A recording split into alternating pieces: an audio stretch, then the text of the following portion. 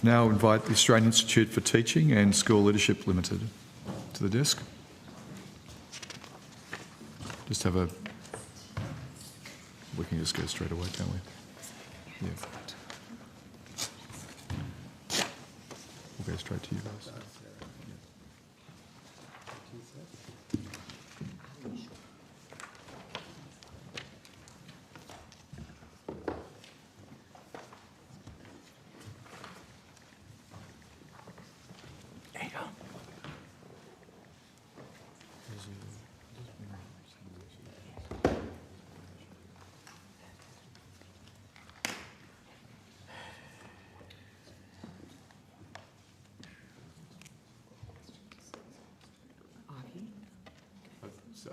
Senator Henderson, over to you. Thank you very much, Chair.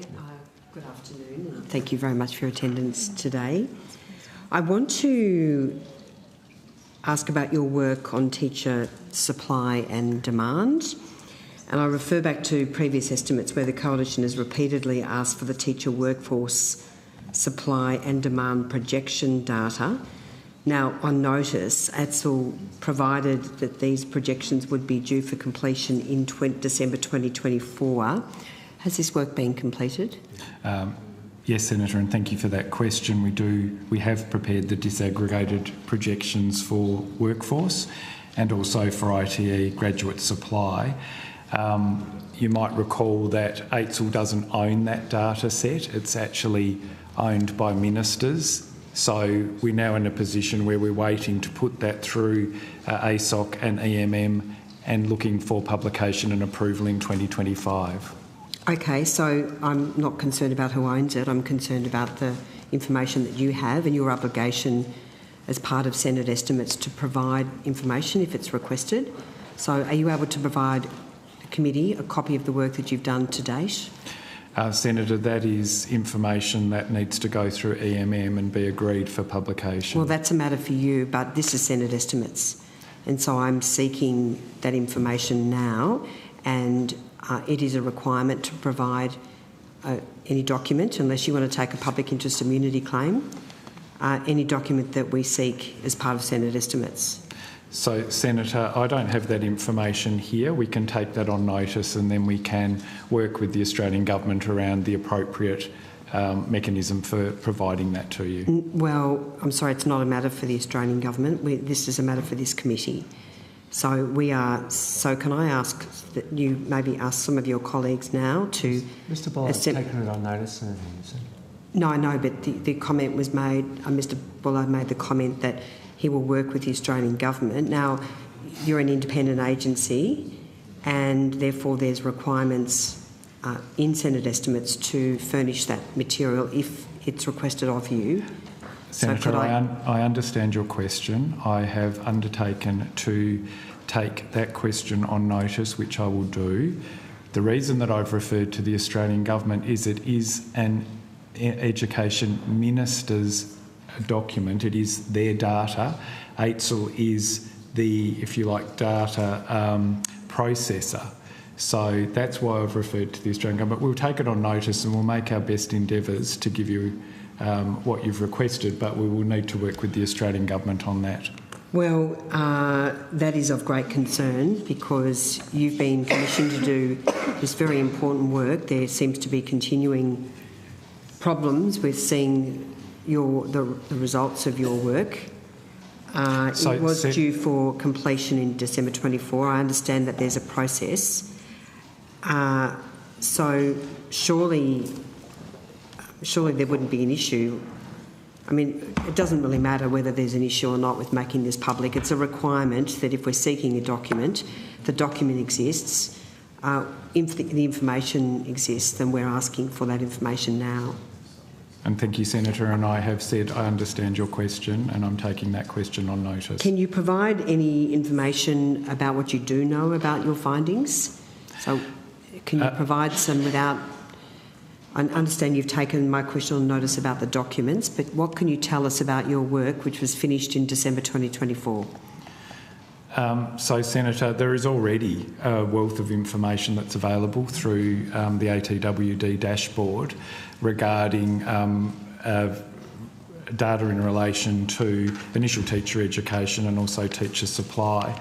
The purpose of the projections was to bring some of those data sets together and look at both the historical pattern but also project forward, I think, till 2036, and to look at where we thought there would be demand for additional teachers based on the demographic projections that we know, and also what we think the supply of the teachers would be, looking at projected ITE commencements and completions.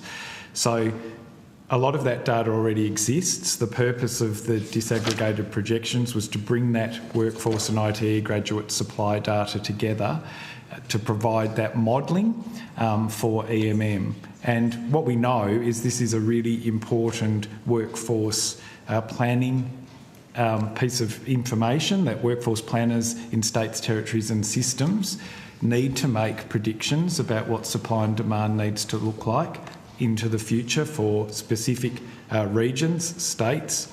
And so we have taken the role that we were given very seriously. And as I said, that December 2024 was our deliverable, and we have delivered what we were requested, but it needs to go through an intergovernmental process.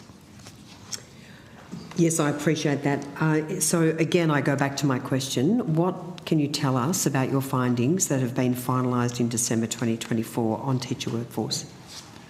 So, Minister, as I've said, we'll take that question on notice. No, that was a different question you took on notice. So that was about the documents that I was seeking. I appreciate that. But I'm just wondering, going back to my previous question, what can you tell us about, at a high level, about your findings? I mean, do you have any way of quantifying the teacher shortage in this country?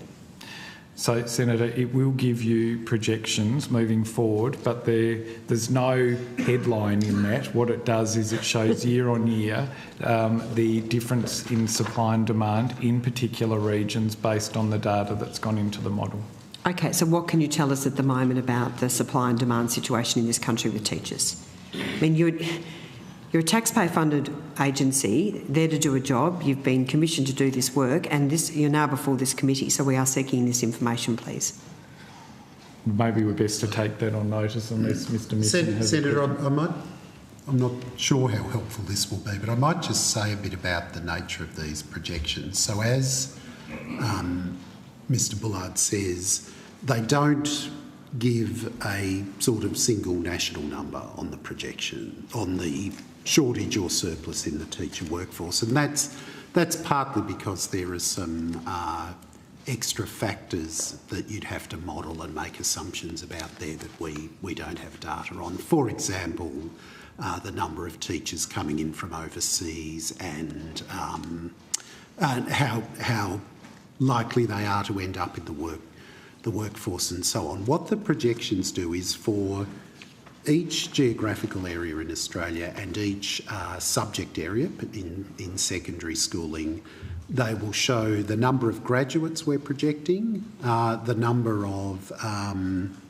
teachers who are in the workforce in 2023, and the number of those who are likely to be retained over time. And then we also use population projections to show how many teachers are going to be required. This is assuming all else is equal, right? Okay. So class sizes. Okay, so look, there's a lot. So there's a lot. There's a lot that you're not telling me at the moment. I'm sorry. I just want to be very plain speaking. And I would just take issue with the fact that the dashboard is not directly relevant to your work in December, that you were meant to finalise in December 24. But what can you say, for instance, about the shortage of maths teachers in this country? Yeah. So again, Senator, the data that we have, and I'd have to take the detail on notice about maths, the data that we have would tell you those things I've just outlined about maths teachers. There would be some other factors you'd have to make assumptions about to simply say that's fine. There is a shortage. Okay, but I'm asking for that information now. What can you tell us about the shortage of maths teachers in this country? And again, Senator, I don't have that information to hand. We can take it on notice. As I say, it's part of a there are hundreds of variables that go into I'm this. sorry, but I don't think this is good enough. One of the core functions of your organisation is to assess teacher supply and demand. That work was finished in December 2024. And I'm just hearing no substantive answer at all. I'd just want you to be very plain speaking. What can you tell this committee about teacher shortages in this country? And I'm asking specifically also about math teachers. Well, Senator, as we've explained, that needs to go through an intergovernmental process. I understand that we're in Senate estimates and you're requesting that, but you're required to answer the question. Senator, can I just say that the variable, as Mr. Missions outlined, the variables are multiple, and the way in which this will be displayed will be on a dashboard where you will select. You'll see a picture of Australia and you'll be able to see by region, having selected various variables, various year and time series, what the prediction I understand would the be. nature of an interactive table and how you can, how a user might use an interactive table, but what I'm asking again is what is the situation with the teacher shortage in this country? You've done extensive work, you've received a very substantial amount of funding to do this work, and we're just simply asking for an overview of your findings. And we will take that on notice because we need, well, Senator, we need to work through the complexities of it. That doesn't comply with the rules of the Senate, and I don't want to have to say that again. I understand you've got your own internal measures, but it doesn't comply. We are seeking these questions, answers to these questions, and we're seeking them now. And no disrespect to any questions you wanted to ask. Mr. Bullard said that he'll take it on notice, and I appreciate you've made your points. And that's your right. But Mr. Bullard said he'll take it on notice. What can you tell me about your work on teacher standards? In what regard, Senator? Could you give me the latest on your work in updating teacher standards for this country? So I think that you know, Senator, from the question on notice that you asked in November last year, that we have made a number of approaches to various ministers through various governments for those standards to be updated, and as it stands at the moment, there has not been an agreement for that work to proceed. What I can indicate, though, is that we are absolutely attuned to the evidence, for example, that's coming through from Aero, and we are thinking about the ways in which we would need to make those standards more contemporary. And in fact, we were given a really unique opportunity through partnering with the Queensland Government around middle leader standards to test some of that thinking, and those standards have now been published by Queensland on their website. And I think they give you a sense of what a more contemporary set of the teacher standards would look like. I also think that the work that we did in relation to bringing those standards together, the research and the consultation provides us with a really good starting point for looking at a review of the teacher standards once there is agreement that that should proceed. Now, this is no reflection on your agency. I appreciate that this needs to be agreed by the state, territory and Commonwealth education ministers. When was the last time that these standards were updated? Oh, well, it would have been when they were originally agreed in 2010, Senator. I mean, we are desperately trying to raise school standards in this country. 1 in 3 children is effectively failing NAPLAN. Teachers are operating in a vacuum without the best teaching standards.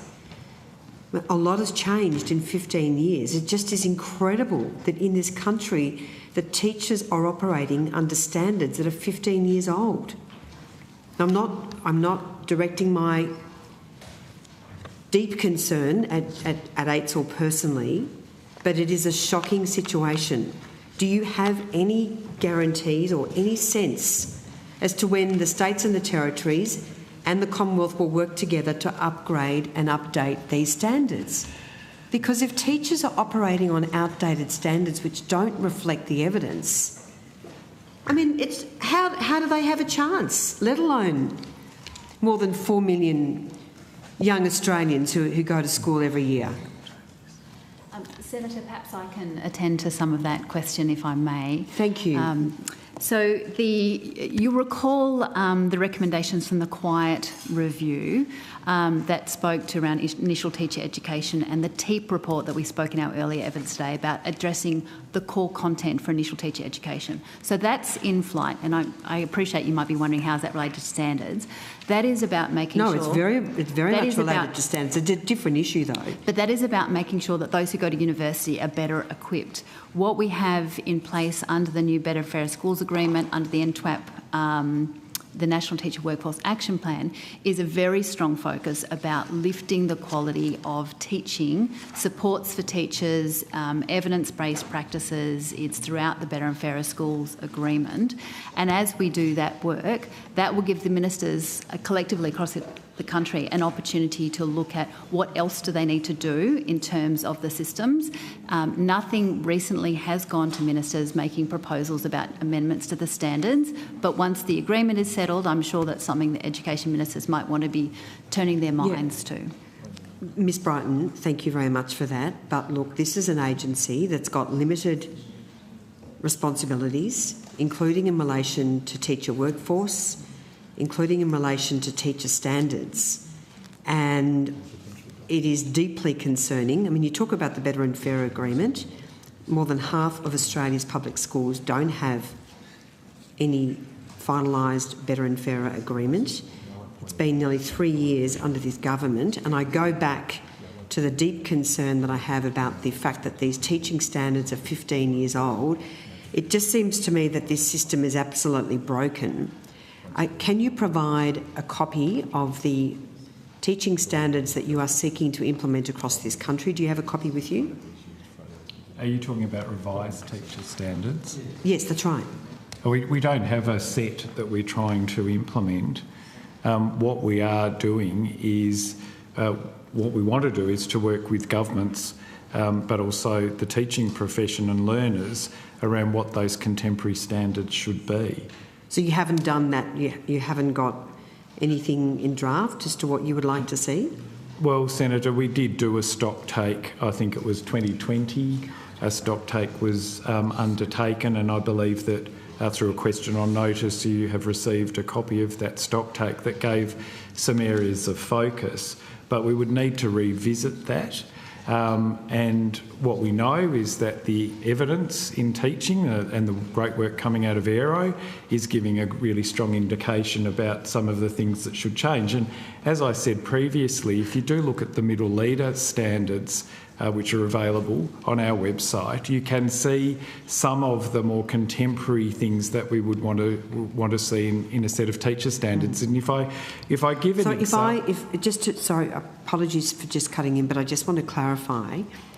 So if I was, a minister sitting around the table, whether it's state, territory, or the Commonwealth minister, if anyone asked, well, look, could you give me a copy of the standards that you believe should be in Australian schools supporting Australian teachers, have you done that work?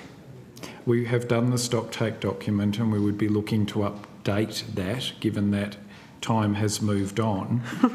Sorry, that was 2020. Yeah, so you haven't done any work since. There's been no further work on that? Well, I have indicated that we have prepared the middle leader standards, which sit between teachers and school leaders. Yeah. And we believe that a lot of the work that's gone into that would inform the teacher standards. And if I give an example, I think two things that have been discussed today. One is around knowledge-rich curriculum. You will see in the middle leader standards that middle leaders must support teachers to develop units and programs that reflect a knowledge-rich, high-expectation curriculum. So there's a much higher level of specificity based on the evidence of what we know. Again, in terms of pedagogy, it has to be evidence-based pedagogy. The teacher standards at the moment refer to, for example, including a range of teaching strategies. So we're not coming from a standing start, but what we know is that the teacher standards inform every aspect of a teacher's career. So they are used as a basis for initial teacher education. They are used as a basis for proficient registration, highly accomplished and lead teachers. And that means that there are a whole lot of partners and stakeholders that are impacted by changes in those standards.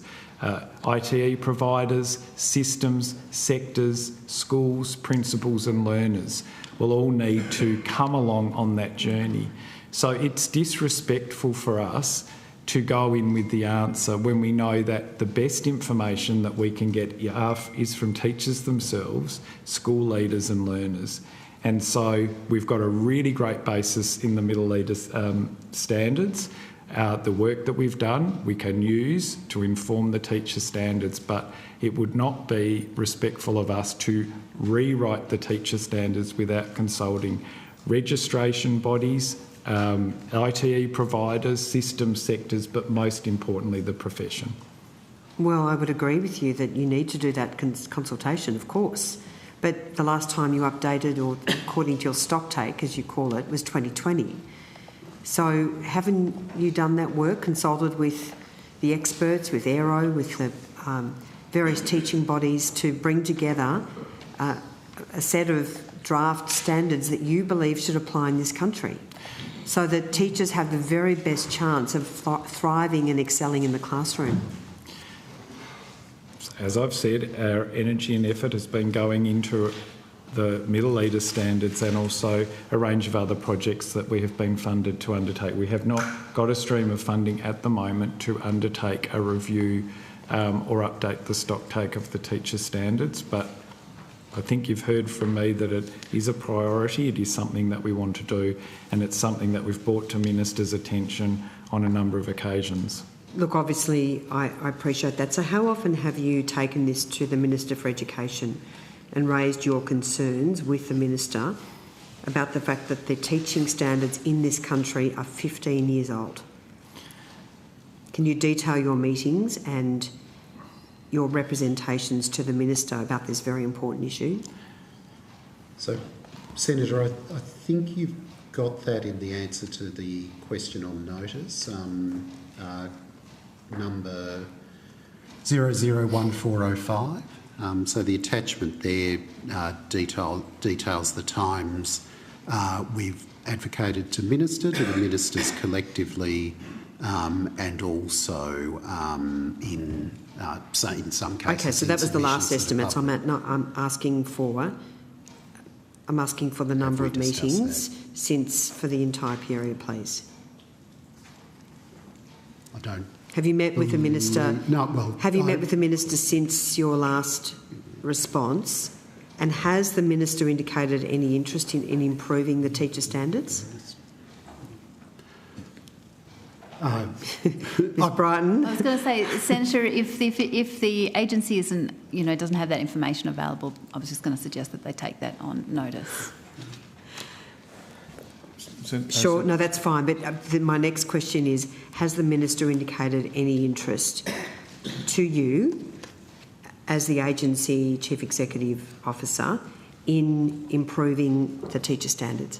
Well, I think if you see the actions of the Minister and what he's been doing, the support for teachers has been a real integral part of what he's been doing as Minister since he came here. And I remember in one of his first speeches he talked about the impact of one of the public teachers had on his life, and also his passion for around the project that we had around lifting the standard, I think the public's recognition of teaching in this country as well. In terms of the work the Education Ministers have been focused on, they've been focused on reforming the initial teacher education component, of which they've been doing, and obviously the reforming practice through the Better Fairer School Funding Agreement, which the Deputy Secretary has talked through as well. But the Minister understands, he doesn't see this as job done. He understands that we want to continue to push and achieve better and support teachers as best we can. Obviously, we inherited a real mess when it came to the future teacher workforce, and there was a spiralling vacancy rate that we've had to contend with, which is why that initial focus has gone on initial teacher education and supporting getting more people wanting to study to become teachers to start with. So, Minister... Just before, can you just give me an indication how long you're going to be? I know there's another... We've got more I might need people to ask another questions. 5 or 10 minutes, Chair. If you could do 5, it would be greatly appreciated. I'll try and keep it to 5. So a lot of the work that was done by this government, Minister, and I'll direct my question back to Mr Bullard though, but just to make very clear, was the work that we had done when we were in government, identifying that many university courses are deficient with their teacher training, and that work, yes, was picked up by your government, but a lot of the hard yards were done when we were in government. And so we identified deep concerns about the deficient university teaching courses. Mr Bullard, on that point, and noting that the government is seeking the core curriculum to be introduced in every teaching course, what work have you done, or have you done any work to assess that progress, the core curriculum in university courses? Because in some respects, if you've got the very best teaching courses in this country and you've got teachers graduating, that should give you a fair degree of confidence as to the competence of teachers, if they're being taught correctly. But the problem in this country has been that they haven't been taught correctly, that they have been subjected to many university teaching courses which have failed them, including on the teaching of phonics, on basic concepts like understanding cognitive load theory and the other really important parts of evidence-based teaching which are integral for a teacher to succeed. So have you looked at the progress of the core curriculum work that's been done in initial teacher education in this country? Senator, if I could respond to that, the oversight of the implementation of the core curriculum work has been done by the Quality Assurance Board that is oversighting universities on the implementation of that core curriculum. That's the same, the Quality Assurance Oversight Board is also working on the transparent indicators for initial teacher education. So we're happy to take some information on notice to give you an update on the progress of implementation. All universities have till the end of this year to implement, and you might recall that they're supported with a fund to help with that. That's right, and I am aware of that. Thanks, Ms Brighton. But Mr Bullard did mention the core curriculum and that the importance of that work in terms of informing your work. So I'm just wondering whether you've assessed the core curriculum and the work that's been done. Well, it's not our role to assess the implementation of that curriculum. As Ms Brighton said, that is the work of the Quality Assurance Oversight Board. We do support that board, and as Ms Brighton also said, that it is the end of this year, that is the date by which all ITE courses need to reflect that core curriculum. And I understand that there's work currently underway around how the evaluation will be undertaken in partnership with the teacher registration authorities who accredit the courses to ensure that that is embedded in every ITE course in Australia. So going back to my earlier question, has the Minister, directly to you, Mr Bullard, and your agency, has the Minister shown a direct interest or written to you or raised these specific concerns about improving teacher standards? Have you had direct meetings or representations from him at all in relation to the... Because I think this is a really urgent issue. I'm alarmed that teachers in this country are operating on 15-year-old teaching standards. Has the Minister expressed those concerns to you? No, he has not expressed those concerns to me personally, Senator. Well, that's really disappointing. But recognising that I have only been in that role since the end of October last year. Thank you very much, Mr Bullard. I'll leave it at that, Chair, and I think Senator Davies got some questions. But Absolutely. Senator Davey. Thank you. I don't have many questions. I'm just...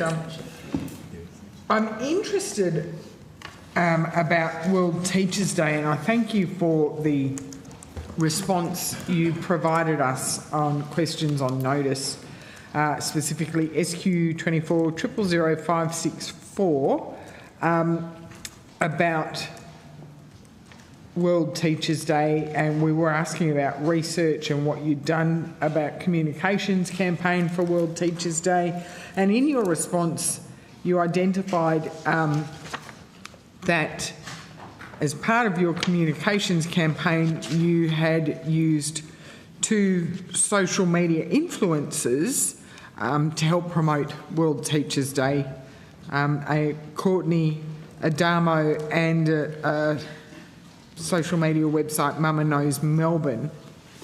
I like social media. I get into it a bit. I'm just wondering how you landed on those two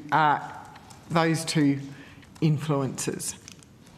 So I would need to seek some advice from our team about how we chose those 2 influencers.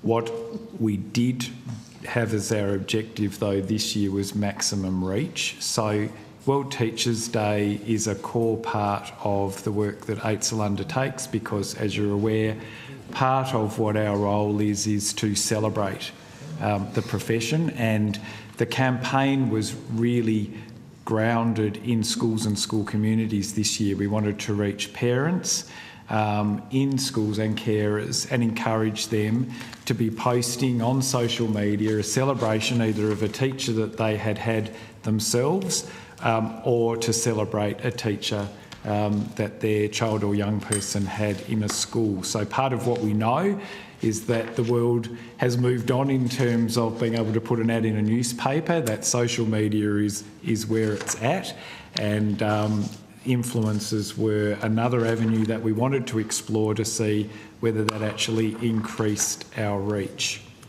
And my cursory glance at both Courtney and Mama Knows Melbourne, Courtney does target parents, so I sort of get it. I didn't look at how many followers she had. Mama Knows Melbourne is a bit geographically specific when it's a national campaign, and so I'm really interested, about why they were chosen and whether this went to tender and so these were the successful tenderers, or whether someone just did a scrape of social media and went, oh, these people have a lot of followers. I'm certainly very happy to take that on notice so that we can get that information to you. And what was the contract value and what was the expectation of the contract? How long were they engaged in? Again, we would need to get that information. I understand that it was leading up to and on the day itself that they were used, but if you would like to, I'm happy to get the number of days or on what basis they were contracted. It might have been posts, not days. Yeah, it would be interesting because I know some influencers, and I know when they enter agreements with brands, it's a post on this day or so many posts and so many mentions of the brand. So it would be really good to know, and the value. And have you evaluated the impact, the reach, and how many interactions each post or influencer might have got? I understand that data was being pulled together, so we can certainly see what we can provide in terms of that information. And I just note that while they are targeted at parents, they're not necessarily teachers, or so are we sure we're getting the teacher engagement and the positive response for teachers? As you say, World Teachers' Day is about recognising the amazing work of our teachers. Thank you, Mrs. Hunter. You did a great job with my children. What I can say is that our connection to teachers is incredibly strong. So we actually pride ourselves on the scope of connection that we have to teachers. So this was really trying to get a broader cohort. We know that if we go out on LinkedIn or we go out on Facebook, that we do reach a large number of teachers just because of the number of individuals that we're connected to. I think, for example, if you look at our Facebook followers, 42,000, Instagram or LinkedIn, 63,000. We know a lot of those are teachers, but also too, through our AUSPAR Mail, 207,000 people subscribe to AUSPAR Mail and, in schools. So we don't have a lot of trouble reaching the profession.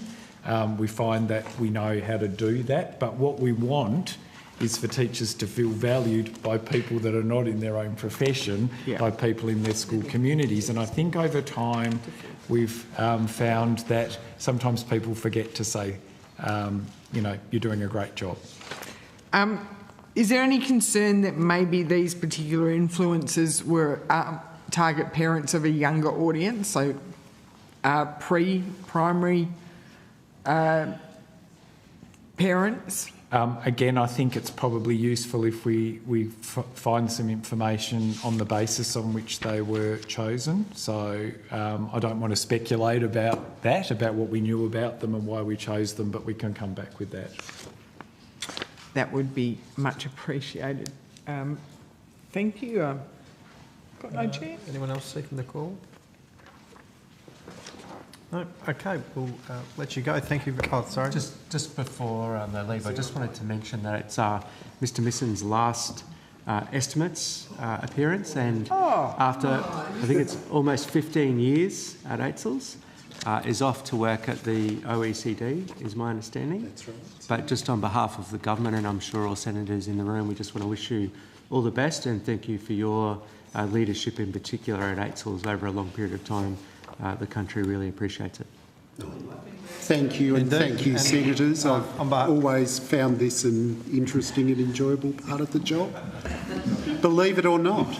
On behalf of the chair, while he's back, thank you. We extend our thanks from the committee. And I will. yes. So run. I know. I was just going to say, you go. I'm just going to say on behalf of the opposition, thank you for all your service over a very long period of time, and very much wishing you all the very best in your very exciting new role. No, thank you. Thank you. And also, as the chair, I think it's appropriate also, my apologies, I had to step out for one moment. And I'm sure the Deputy Chair said it very eloquently, but I'll do a lesser good job, but I just want to say thank you very much. And I say this for a great deal of sincerity. I know everybody here does highly prize the public service and all the roles that people play here, and you've played a very important role that makes this country a better place. So I very much appreciate your service for the country, and congratulations. Terrific. Thank you, all Senators. Thank you.